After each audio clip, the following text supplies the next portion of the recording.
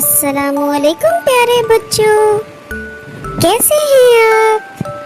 आपको याद है पिछले हफ्ते हमने अलिफ की कहानी सुनी थी।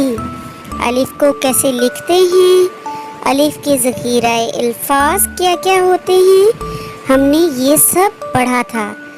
उसके अलावा हमने इसकी मशक भी की थी। क्या आपको याद है?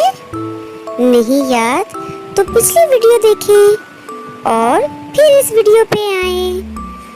जब हमने ये सब सरगर्मी वगैरह की थी तो अब मैं आपको बताऊंगी अलिफ से नज़्म।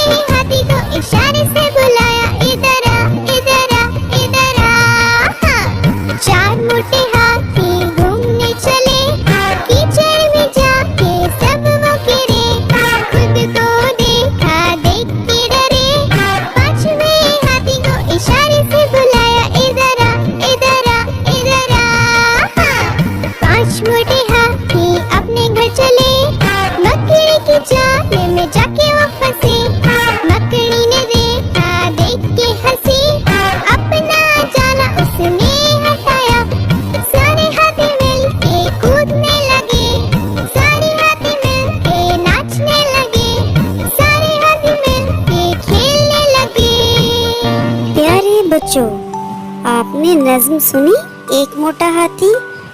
अब आप अपनी वालदा की मदद से वीडियो को पॉज करें और नज़्म में हरफ अलिफ को तलाश करें। बहुत शुक्रिया।